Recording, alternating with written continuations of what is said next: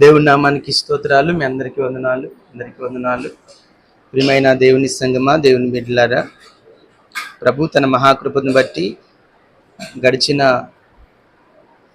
శుక్రవారం ఉపవాస ప్రార్థన కూటమి నుండి అలాగే శుక్రవారం ఉపవాస ప్రార్థన కూటమి వరకు దేవుడు తన రెక్కల చోటును భద్రపరుచుకొని తన యొక్క పరిశుద్ధాత్మ శక్తి చేతను బలము చేతను అనుదినము ఆయన మనలను రక్షిస్తూ వాక్యము ద్వారా పోషిస్తూ మనల్ని ఈ రీతిగా నడిపిస్తున్న దేవదేవునికి హృదయపూర్వకంగా దేవునికి స్తోత్రం చెబుదాం. హల్లెలూయా, హల్లెలూయా.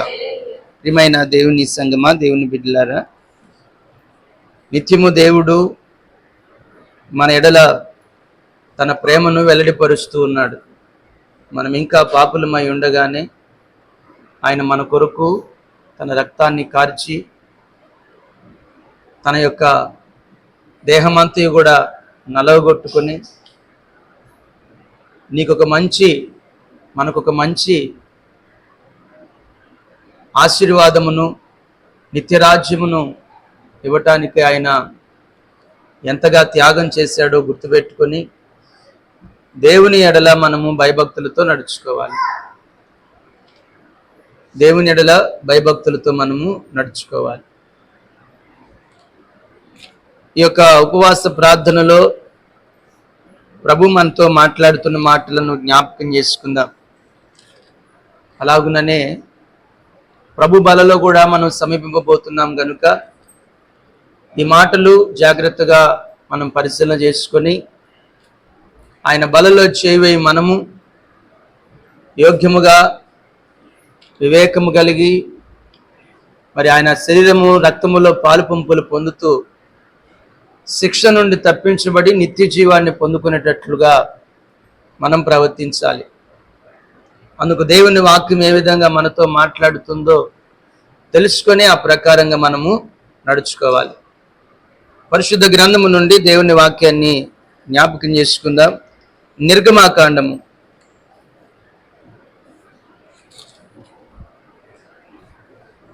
30వ అధ్యాయము 17వ వచనం నుండి కొన్ని మాటలు చదువుదాం. మరియు యెహోవా మోషేతో ఇట్లనెను, కడుగు కొనుటకు ఇత్తడితో దానికొక గంగాళమును ఇత్తడి పీటను చేసి ప్రత్యక్షపు గుడారమునకు బలిపీఠమునకు నడుమ దానిని ఉంచి నీళ్లతో నింపవలెను. ఆ నీళ్లతో అహరోనును అతని కుమారులను తమ చేతులను కాళ్ళను కడుగుకొనవలెను. వారు ప్రత్యక్షపు గుడారములోనికి వెళ్ళినప్పుడును సేవ చేసి యెహోవాకు హోమ ధూపము నర్పించుటకు బలిపీఠమునొద్దకు వచ్చినప్పుడును తాము చావకయున్నట్లు నీళ్లతో కడుగుకొనవలెను. చాలండి, చిన్న ప్రార్థన చేసుకుని దేవుని వాక్యాన్ని ధ్యానం చేద్దాం. దయగలిగిన మా తండ్రి, కృపా సత్య సంపూర్ణుడా, నీ ఘనమైన శ్రేష్టమైన నామమునకై వందనాలు. ఈ మధ్యాహ్న కాల సమయమందు ఉపవాస ప్రార్థన కూటమిలో తండ్రి నీ బలలో సమీపింపబోతున్నాము. నీ బలలో చేయవేయచ్చు ఉండగా మా ప్రభువా, నీ ఎదుట పరిశుద్ధమైన జీవితమును పరిశుద్ధమైన హృదయమును కలిగి ఉండి నీ రాజ్యములకు పాత్రులుగా మేము సిద్ధపడినట్లుగా నీ శరీరము రక్తములో పాలు పంపులు పొంది మేము యోగ్యముగా నడుచుకున్నట్లుగా మాతో మీరు మాట్లాడండి. నిలుచున్నవాడను వట్టివాడను మట్టివాడను నా మాటలు కాదు గాని నీ పరిశుద్ధాత్మ అభిషేకముతో నింపి ప్రభువా నీ స్లూచాట్ను మరుగుపరుచుకొని నీ నోటి బూరగా నిలబెట్టుకొని నీ ప్రత్యక్షతో ప్రభువా నీ బిడ్డలకు కనుపరిచి మీరే మాట్లాడమని నజరేయుడగు యేసు క్రీస్తు నామమున అడిగి వేడుకొనుచున్నాం పరమ తండ్రి, ఆమేన్. దేవునికి స్తోత్రం చెబుదా. హల్లెలూయా. ప్రియమైన దేవుని సంగమా, ఈ మధ్యాహ్న కాల సమయంలో పరిశుద్ధ ఆత్మదేవుడు మనతో మాట్లాడుతున్న మాట కడుగు కొనుట మనము కడుగుకోవాలి. పండుగ వస్తే ఇల్లు కడుక్కుంటాం, శుభ్రంగా ఇల్లు శుభ్రం చేసుకుంటాం. ఏదైనా మన గృహాల్లో ఏదైనా ఫంక్షన్లు జరిగినప్పుడు మరి ఎంతో శుభ్రంగా అన్నీ కడుక్కుంటాం. ఇంట్లో ఎప్పుడెప్పుడో ఉన్న వస్తువులన్నీ కూడా తీసి ఒకసారి దులుపుకొని బయట వాటికున్నంత దుమ్మంతా కూడా దులిపి శుభ్రపరుచుకొని మళ్ళా అలంకరించుకుంటాం. ప్రియమైన దేవుని సంగమా, అంతటితోనే కాదు, మనము మన శరీరాన్ని కూడా కడుక్కుంటాం, శుద్ధి చేసుకుంటూ ఉంటాం.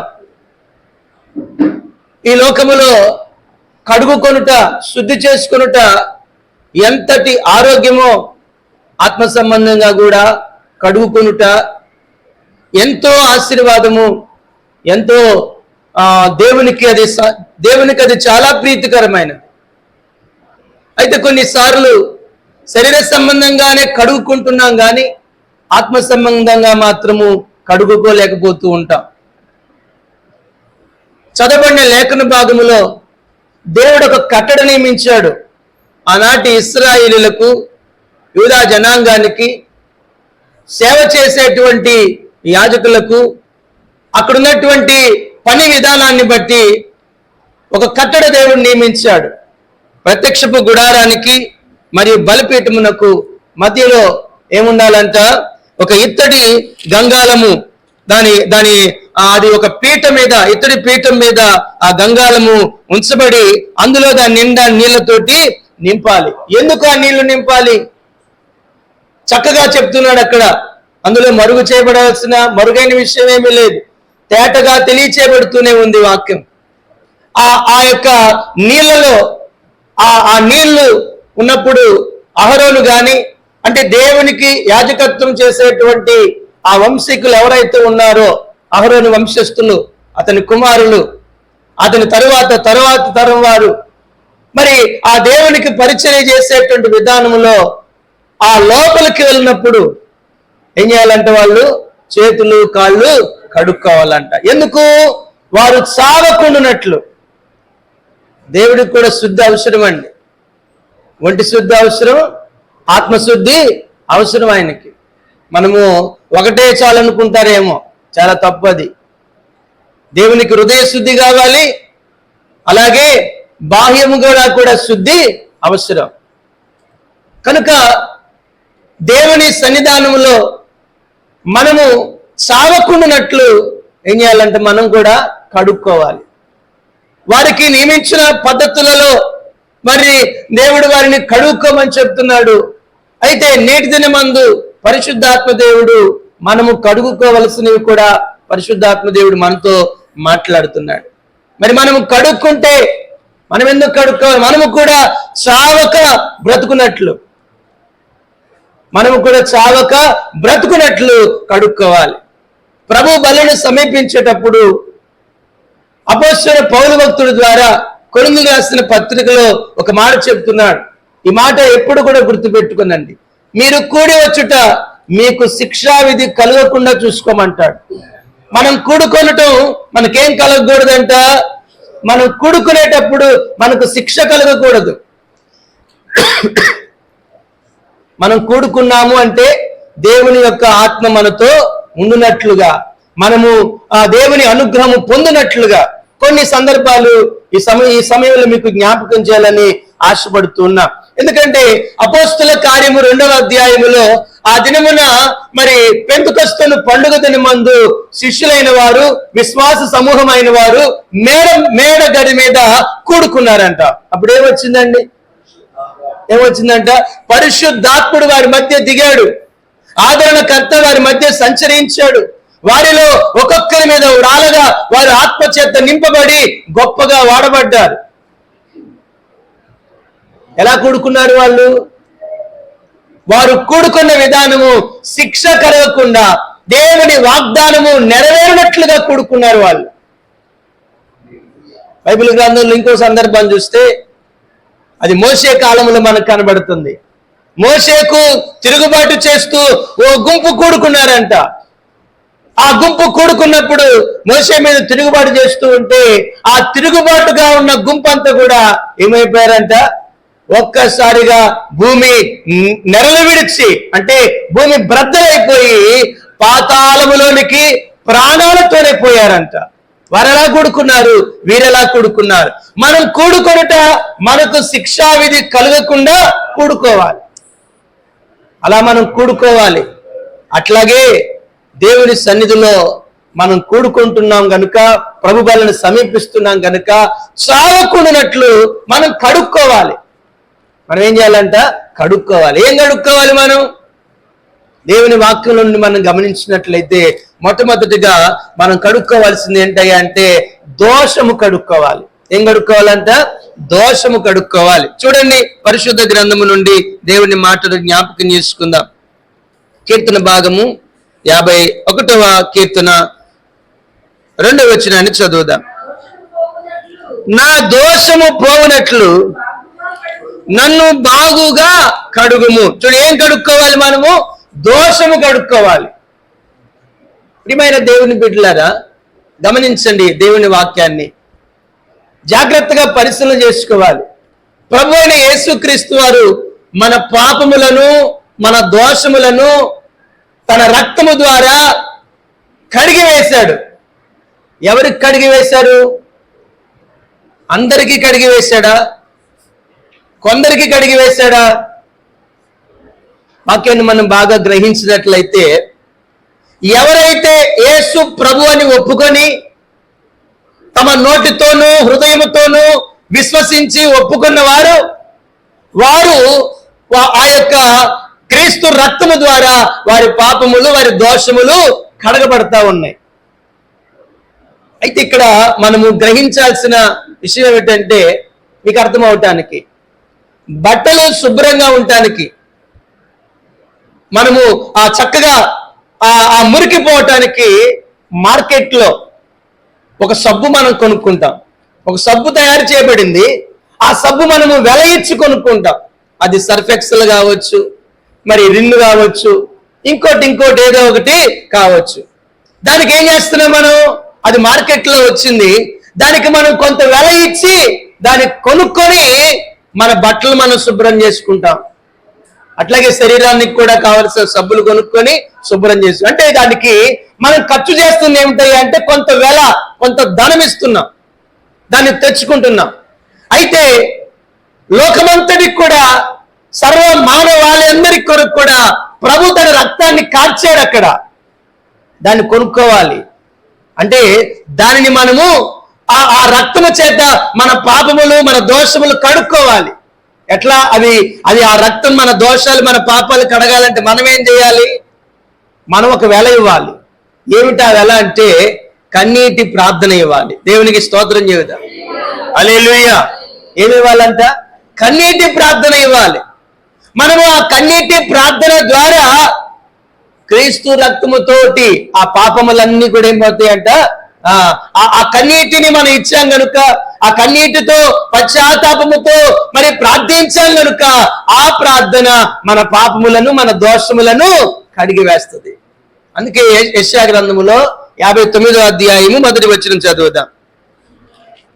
రక్షింపనేరకుండునట్లు యెహోవా హస్తము కురచ కాలేదు, విననేరకుండునట్లు ఆయన చెవులు మందము కాలేదు. మీ దోషములు మీకును మీ దేవునికి అడ్డముగా వచ్చును, మీ పాపములు ఆయన ముఖమును మీకు మరుగుపరచను గనుక ఆయన ఆలకింపకుండా. ఎందుకు ఆయనకు ఆలకించట్లేదు? కన్నీటి ప్రార్థన లేదు, పశ్చాత్తాపముతో హృదయపూర్వకమైన ప్రార్థన లేదు. అందువల్ల దోషము కడగబడట్లేకపోతుంది. ప్రియమైన దేవుని బిడ్డలారా, దినదినము ఏదో ఒక దోషం మనల్ని అంటుకుంటూ ఉంటది. దినదినము ఏదో ఒక పాపము మనలను పట్టుకుంటూ ఉంటది. ఆ పాపము, ఆ దోషము పోవునట్లుగా నువ్వు ప్రతిదినము ఊరకనే దేవుడు ప్రార్థన చేయమని చెప్పలేదండి. ఊరకనే మీరు ప్రార్థన చేయండి అని ఆయన ఏమి మనకు చెప్పట్లేదు. ఎందుకంటున్నాడు ఆయన ప్రార్థన చేయమని? ఎందుకు ఆయన ప్రతిదినము ప్రార్థించమని ఎందుకు ఆయన సెలవిచ్చాడు? మీరు శోధనలో ప్రవేశించకుండానట్లు మెలకుగా ఉండి ప్రార్థన చేయి. శోధన, సాతాను ఏదో ఒక శోధన కలిగిస్తా ఉంటాడంట. అది చూడు, ఇది చూడు, అది చెయ్యి, ఇది చెయ్యని ఏదో ఒక శోధన వాడు కలగజేస్తూ ఉంటాడు. ప్రార్థన జీవితం లేకపోతే ఆ శోధనలో పడిపోతాం, ఆ పాపములో పడిపోతాం. ఇక ఆ దోషము అది కడగబడకుండా అట్లాగే పెద్ద చేయబడతా ఉంటుంది. ఆ పాపము పెరిగినట్ల వడ్డీలు పెరుగుతూ ఉంటాయి చూడండి, అట్లాగా ఇది ఏమవుతుందంటే పాపము పెరిగిపోతా ఉంటుంది. అందుకని నువ్వు నిత్యము కూడా భక్తులనబడిన వారు నిత్యం ఏం చేశారయ్యా అంటే ప్రార్థనలు చేశారండి. వారు ప్రార్థనలు చేశారు, పాపములో పడకూడనట్లు, వారిని ఆ దోషము కడుగుకొనట్లుగా నిత్యము ప్రార్థన. కనుక ఈ యొక్క మధ్యాహ్న కాల సమయంలో నీ దోషము కడగబడినట్లుగా నువ్వు మొదట ఏం చేయాలంట? పశ్చాత్తాపముతో ప్రార్థన చేయాలి. ఇక్కడ దావీదు భక్తుడు ప్రార్థన చేస్తున్నాడండి. ఎంతగా ప్రార్థన చేస్తున్నాడంట? విరిగి నలిగిన హృదయముతో ప్రార్థన చేస్తున్నాడు. దేవా, నా పాపము, నా దోషము పోయినట్లు ఇదిగో కడుగయ్యా అని చెప్పి ఎంతగా కన్నీరు కార్చాడో, ఎంతగా దేవుని దగ్గర విరిగి నలిగిన హృదయముతో మొరపెట్టుకున్నాడో.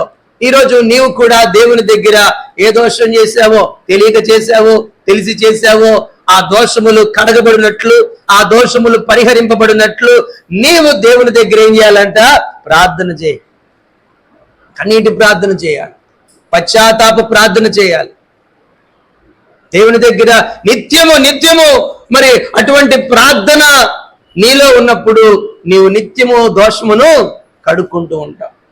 దోషముని నంటది. ఇంకా నీవు నిత్యము అటువంటి ప్రార్థన జీవితంలో ఉన్నప్పుడు ఇక నువ్వు ఆ పాపము నీ జోలికి రాదు, పాపము నీ నంటదు. కాబట్టి దోషము కడుక్కోవాలి. బైబిల్ గ్రంథములో దోషములను కడుక్కున్నటువంటి భక్తులను చూస్తున్నట్లయితే అది వారు ఎలాగూ కడుక్కున్నారంటే భక్తుడైన దావీదు నుంచి నేర్చుకోవచ్చు. అతడు విరిగి నలిగిన ప్రార్థన ద్వారా, కన్నీటి ప్రార్థన ద్వారా, ఒప్పుకున్న ఆ పశ్చాత్తాపముతో ఒప్పుకొని చేయించిన ప్రార్థన ద్వారా ఆయన దోషములు, ఆయన పాపములు అన్ని కూడా ఏం చేయబడ్డాయి అంట? క్షమించబడ్డాయి. దేవుని సంగమా, ఈ దినమందే మనం పశ్చాత్తాపడితే మనము కూడా క్షమింపబడవచ్చు. మన దోషములు, మన అపరాధముల నిమిత్తము మనము కడగబడవచ్చు. లేకపోతే మనం ఆ విధముగా దోషమును కడుక్కొనకపోతే మనం చాలా నష్టపోతూ ఉంటాం. కాబట్టి గుర్తు చేసుకుందాం, దావీదు వలె మన దోషములు కడగబడినట్లుగా, దావీదు కడుక్కున్నట్లుగా కన్నీటి ప్రార్థన చేత, పశ్చాత్తాపముతో ఒప్పుకొని చేస్తున్న ప్రార్థన. ఏమంటున్నాడు ఆయన? నా పాపములు మరి నా ఎదుట కనబడుతున్నాయి అన్నాడు. నా దోషములు నాకు తెలిసే ఉన్నవి. దేవుని సంగమా, నీ దోషాలు నీకు తెలియట్లేదా? చెప్పించుకోవాలనుకుంటున్నావా? ప్రతి ఒక్కరు కూడా పరీక్షించుకోవాలండి. దావీదు చూడండి, నా దోషములు నాకు తెలిసే ఉన్నవి, నా దోషాలు నాకు తెలిసే ఉన్నవి. ఎంతగా దావీదు తన దోషములను దేవుని దగ్గర ఒప్పుకొనుచున్నాడు. నా అతిక్రమములు నాకు తెలిసే ఉన్నవి, నా పాపము ఎల్లప్పుడూ నా ఎదుట ఉన్నదయ్యా, అది నాకు కనబడుతుందయ్యా. మనము కూడా మన దోషాలు కనబడుతూ ఉంటాయండి. మనం ఏం చేశామో ఆ దోషములు మనకు కనబడుతూ ఉంటాయి, మనకు తెలుసు. అయితే మరి ఆ యొక్క దావీదైతే వాటిని ఒప్పుకున్నాడు. అయ్యా, నేను ఇది చేశానయ్యా, నీకు విరోధంగా నేను ఈ పని చేశానయ్యా. మనము కూడా అలాగ దేవుని దగ్గర ఒప్పుకోగలమా? చిన్న కుమారుడు ఒప్పుకున్నాడు కదా. ఏమని ఒప్పుకున్నాడంట? తండ్రి, నీ ఎదుటను, ఇదిగో పరలోకమందున్న దేవుని ఎదుటను ఏం చేశాను? విరోధముగా నేను పాపం చేశానయ్యా అని ఒప్పుకున్నాడు కదా. మనము కూడా దేవుని దగ్గర ఒప్పుకోవాలి. పశ్చాత్తాపముతో, కన్నీటి ప్రార్థనతో, విరిగి నలిగిన హృదయముతో, మరి అట్టి ప్రార్థనతో మన దోషములను మనము కడుక్కోవాలని. నువ్వు దానికి ఇవ్వాల్సిన వెల అదే. ఆయన ఎప్పుడో కార్చాడు నీ కోసం తన రక్తాన్ని. నిన్ను శుద్ధి చేయడానికి ఆయన ఎప్పుడో సిద్ధంగా ఉన్నాడు. కానీ నువ్వే ఇంకా నీ దోషాలు దేవుని దగ్గర కడుక్కోలేకపోతున్నావు. కడుక్కోలేకపోతున్నావు. ప్రతిదినము ఆయన ఎదుట నీ దోషములను కడుక్కొనలేక, నిన్ను పవిత్రపరచుకొనలేక, పరిశుద్ధపరచుకొనలేక, ఒప్పుకోలేక వెనకబడుతూ పాపములు మగ్గిపోతూ ఉంటున్నామండి. అలాగూ కాక చావక బ్రతుకున్నట్లు ఆ అహరోను కుమారులు ఆ నీళ్లతో వారి చేతులు కాళ్ళు కడుక్కున్నట్లుగా ఈ మధ్యాహ్న కాలము మనము కూడా దేవుని కృపలో బ్రతుకున్నట్లుగా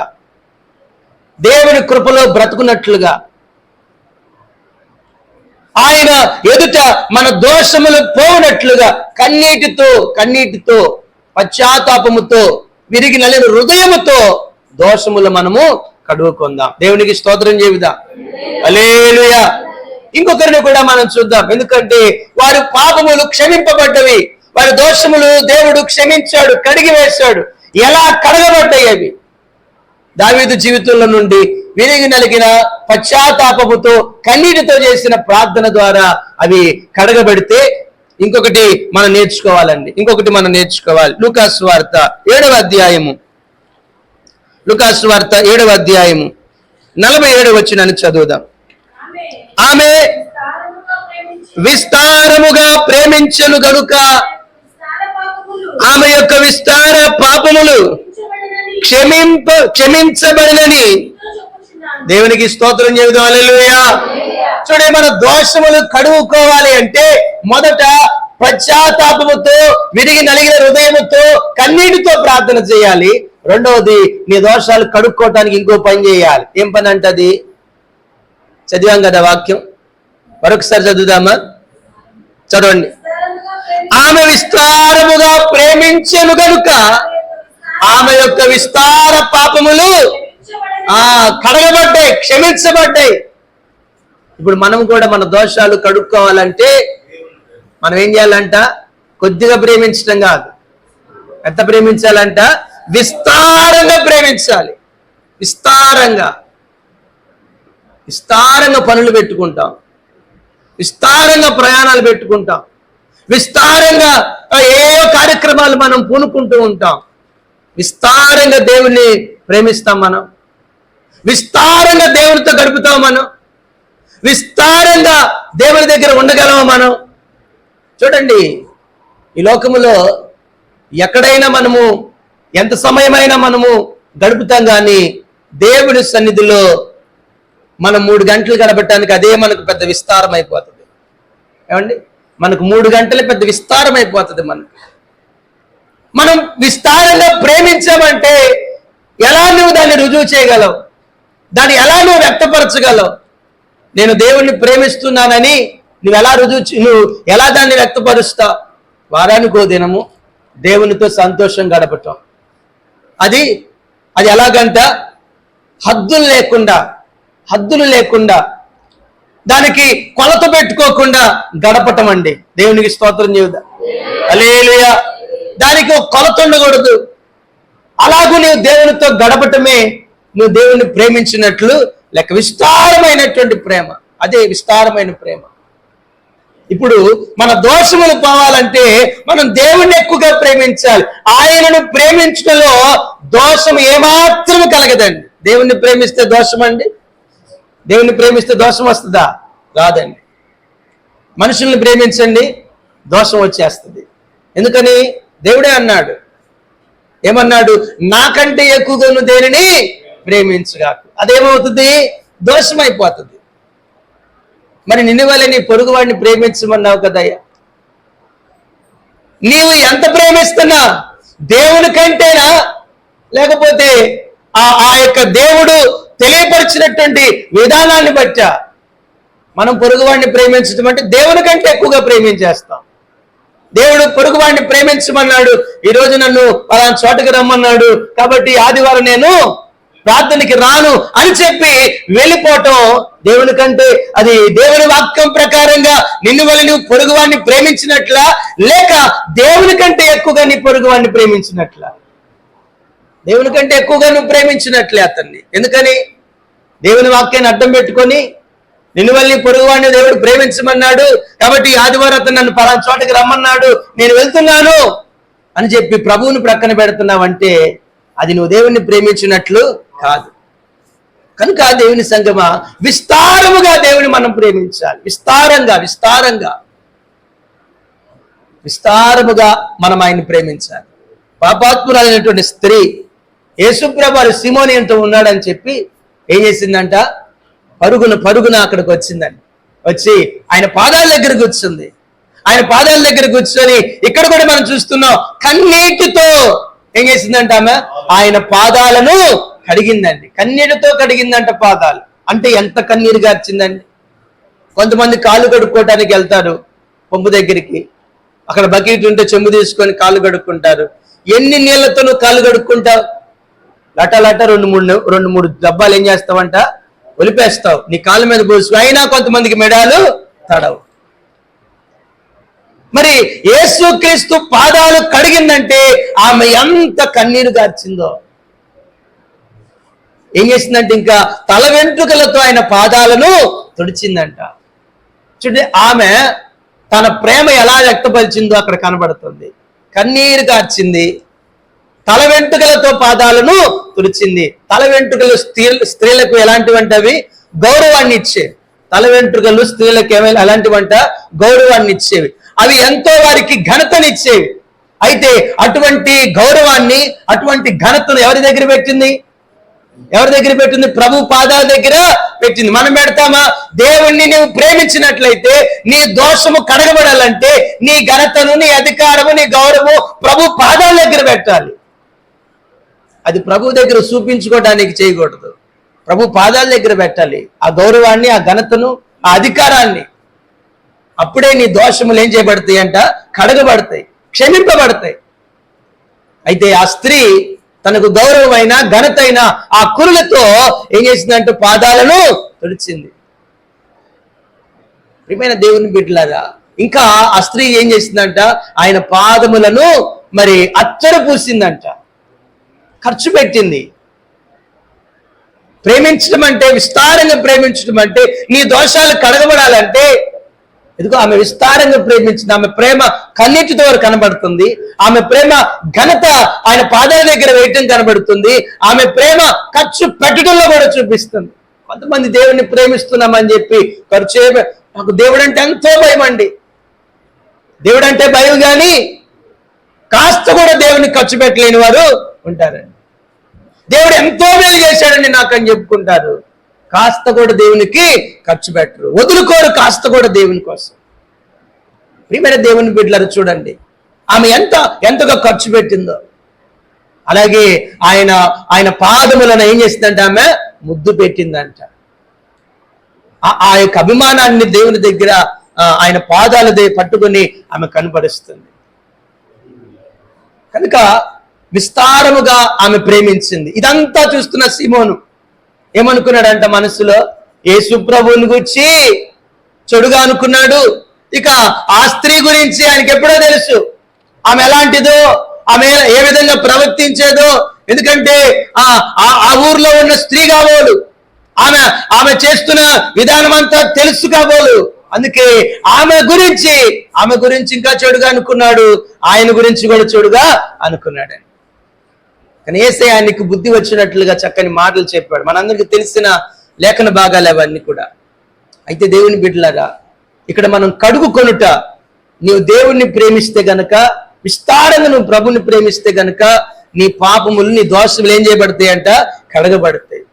నువ్వు ఇంకా దేన్ని ఎక్కువగా ప్రేమించిన, మనుషులను కానీ, ధనమును కానీ, అధికారాన్ని కానీ, ఇక నువ్వు దేన్ని ఎక్కువగా ప్రేమించినా, నువ్వు దేనికి ఎక్కువ ప్రాధాన్యతనిచ్చినా అది నీలో దోషాన్ని పెంచుతూనే ఉంటుంది, కానీ అది దోషాన్ని మాత్రం కడిగివేయదు. కనుక ఈ మధ్యాహ్న కాల సమయంలో గుర్తు చేసుకున్నాం ప్రభు మాటలను. మన దోషములు కడగబడినట్లుగా మనం ఏం చేయాలంట, మొదట కన్నీటితో, విరిగి నలిగిన హృదయముతో, పశ్చాత్తాపముతో ప్రభు దగ్గర మనము ప్రార్థన చేయాలి. రెండవది, విస్తారముగా దేవునిని మనము ప్రేమించాలి. మూడవది కూడా ఉందండి, మరొక సందర్భం, దోషములు కడగబడ్డాయి. మూడవ సందర్భము, అది కూడా దాని నుండి కూడా మనం నేర్చుకోవాలి. అదేమిటంటే విశ్వాసము ద్వారా కూడా ఏం చేయబడతాయో తెలుసా, దోషములు కడగబడతాయి. క్షమించి వేస్తాడు దేవుడు దోషాలు.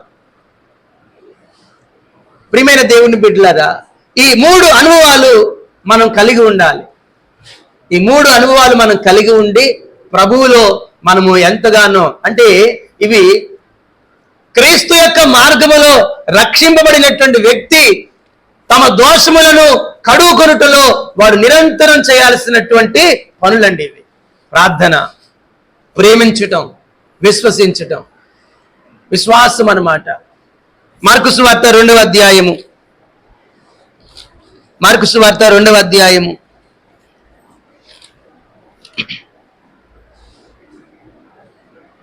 5వ వచనం చదువుదాం. యేసు వారి విశ్వాసము చూచి, కుమారుడా, నీ పాపములు క్షమింపబడి ఉన్నవని. చూడండి, ఇక్కడ ఒక వ్యక్తి యొక్క పాపములను ప్రభు క్షమిస్తున్నాడు. ఎట్లా క్షమించాడంట? విశ్వాసమును బట్టి, విశ్వాసాన్ని చూచి. ఇంకా మనము పరిశుద్ధ గ్రంథములో యేసుక్రీస్తు వారి యొక్క శిలువ శ్రమ ఆ ఘట్టములో కూడా గమనిస్తే ఆయన కుడివైపు ఉన్నటువంటి ఆయన ప్రక్కన ఇరు ప్రక్కల వేలాడవేయబడినటువంటి నేరస్తులలో ఒకడు యేసుతో ఇలాగంటాడండి. ఏమంటాడంట? యేసు, నీవు నీ రాజ్యముతో వచ్చినప్పుడు నన్ను ఒక్కసారి జ్ఞాపకం చేసుకోయ్యా. ఎందుకని? ఆయన విశ్వసించాడు. అతడు విశ్వసించాడు యేసు దేవుని కుమారుడని, యేసు ఆయనకు ఒక రాజ్యం ఉన్నదని, మరి ఆ రాజ్యము అంతము లేనిదని విశ్వసించి ఆయన అడుగుతున్నాడు, నీ రాజ్యముతో వచ్చేటప్పుడు నన్ను ఒక్కసారి జ్ఞాపకం చేసుకో అంటే. అప్పుడు దేవుడు ప్రభు యేసుక్రీస్తు అతనికి ఇచ్చిన వాగ్దానం ఏంటో తెలుసా? నేడు నీవు నాతో కూడా పరదైస్సులో ఉంటావు. అంటే నీవు నాతో కూడా విశ్రాంతి స్థలంలో ఉంటావు. యాతన స్థలంలో ఉండవు గాని ఎక్కడుంటావంట? విశ్రాంతి స్థలములో. అంటే మనకి ఇక్కడ పరదైసు అంటే విశ్రాంతి స్థలం. ఎవరున్నారు అక్కడ? ఎవరున్నారయ్యా అంటే అక్కడ యేసుక్రీస్తు వారు. మరి అటువంటి పాత నిబంధన భక్తులందరూ కూడా ప్రభువు కొరకు ఎదురు చూస్తున్నట్లుగా వారిని బలపరచుట కొరకు ఆయన శిలువ శ్రమ పొంది మరణించి పరదైసులో మరి ఆ యొక్క మరి 3 సమాధులు ఆయన ఉన్నటువంటి రాత్రులు, అంటే సమాధులు ఆయన భద్రపరిచారు.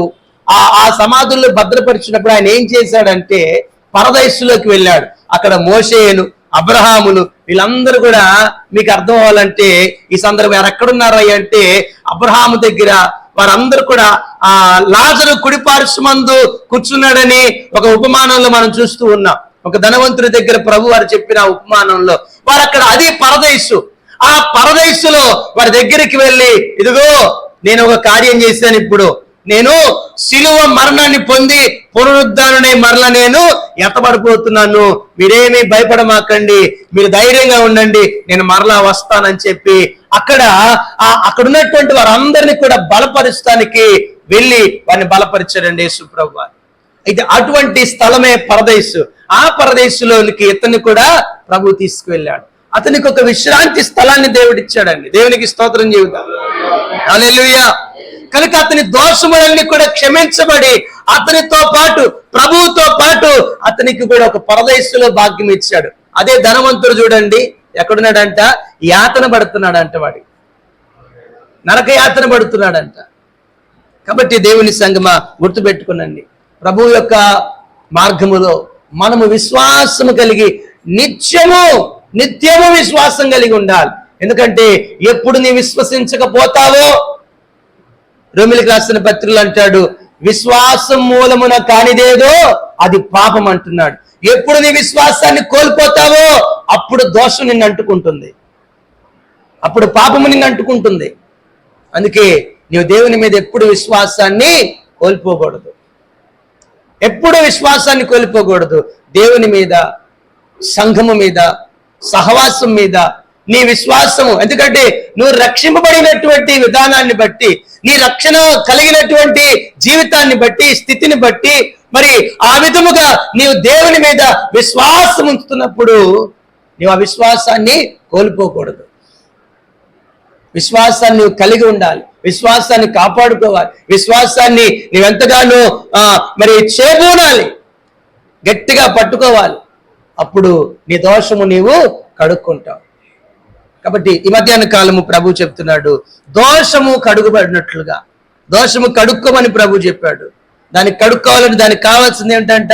పశ్చాత్తాప ప్రార్థన, విరిగి నలిగిన హృదయ ప్రార్థన, ప్రభువుని ప్రేమించటం, విస్తారముగా దేవుణ్ణి ప్రేమించటం. అట్లాగే ప్రభునందలి విశ్వాసం అన్నమాట, ఆయన అందరి పరిపూర్ణమైన విశ్వాసం. దీనితో దోషములు మనము కడుక్కొనవచ్చు. క్రీస్తు రక్తము ద్వారా అవన్నీ కూడా మనం ఈ పనులు, ఈ యొక్క విధానం మనం చేసుకున్నప్పుడు ఆయన రక్తము మనల్ని ఏం చేస్తుందంట? కడిగి వేస్తుంటుంది. మన దోషాలన్నీ కూడా దేవుడు కడిగి వేస్తాడు శుభ్రంగా. ఇంకా మనం కడుక్కోవలసినవి ఉన్నాయి పరిశుద్ధ గ్రంథములో. ప్రభు యొక్క చిత్త ప్రకారంగా మరొకసారి వాటిని ధ్యానం చేద్దాం. మరి ఇప్పటి వరకు ఆయన మనతో మాట్లాడుతున్న మాట ఏం కడుక్కోవాలంటే మనము దోషం కడుక్కోవాలి. ఎందుకు కడుక్కోవాలి? అది కూడా ఎందుకు కడుక్కోవాలి? చావక బ్రతుకున్నట్లు. మనం చావక బ్రతుకున్నట్లు ఇదిగో దోషము నీవు కడుక్కోవాలి. నువ్వు పశ్చాత్తాపముతో ప్రార్థన చేయ, కన్నీటితో నువ్వు దేవుణ్ణి ప్రేమించి విస్తారంగా, నువ్వు దేవుని అందరి పరిపూర్ణ విశ్వాసం ఉంచు. తప్పకుండా ఆయన నీ దోషములన్నింటినీ క్షమించి, నీ పాపములన్నింటినీ క్షమించి నిన్ను నడిపిస్తాడు, నిన్ను బలపరుస్తాడు, నీకు ఆయన మేలు చేస్తాడు. దేవుడి చిన్న మాటలు దీవించును గాక. ఆమె ప్రార్థన చేసుకుందాం వాక్య నిమిత్తం. ఈ మధ్యాహ్న కాలం ప్రభు మనతో మాట్లాడిన మాటలను బట్టి హృదయపూర్వకంగా ప్రభు సన్నిధిలో ప్రార్థించుకుని వారికి ఉందాం. ప్రభు నీతో మాట్లాడినట్లయితే దైవ జనాంగమా, వాక్యము నిమిత్తము నీ హృదయములో మరి ఎంతగానో దేవుని యొక్క ఆత్మచేత మన్నించబడి నడిపించబడుతూ నీవు దేవుని ఎదుట శుద్ధురాలిగా చేసుకోవాలని ప్రభు తెలియజేస్తున్నాడు. ప్రార్థన చేసుకుందాం. దయగలిగిన మా ప్రభు నీకే వందనాలు. ఈ మధ్యాహ్న కాల సమయం అందున ఆయన నిబిడలమైన మాతో మీరు మాట్లాడిన మాటలను బట్టి నిజమే ప్రభువా, ఆ దినమందు అహరోనుతోనూ అతని కుమారులతోనూ అతని సంతతి వారితోనూ చావక బ్రతుకున్నట్లు, ఇదిగో నీళ్లతో చేతులు కాళ్ళు కడుక్కోమన్నట్లుగా నేటి దినమందు మేమును ప్రభువా నీ సన్నిధానములో చావక బ్రతుకున్నట్లు నాయనా మేము కూడి వచ్చుట మేము శిక్ష పొందుకోవటానికి కాక మేలు పొందుకోవటానికి నాయన. అందుకు ప్రభువా మేము కూడా కడుక్కోవాలని సెలవిస్తున్నారు. మేము మా దోషములను కడుక్కోవాలని మాట్లాడుతున్నారు నాయన. దోషము కడగబడాలంటే మా కొరకు మీరు కాచిన రక్తము ప్రభువా, ఆ రక్తం మమ్మల్ని శుద్ధులను చేస్తుంది. ఆ రక్తం మమ్మల్ని కడగాలంటే మొదట మేము నాయన పశ్చాత్తాపము కలిగిన వారమై, నిన్ను ప్రేమించగలిగిన వారమై, నీ యందు విశ్వసించగలిగిన వారమై మేము ఉండాలి ప్రభువా. మేము అలాగూ చేసినప్పుడు తండ్రి నీవు మా పాప దోషములన్నింటినీ కూడా కడిగి వేస్తున్నారు నాయన. మాకు గొప్ప కార్యాలు జరిగిస్తున్నారు నాయన.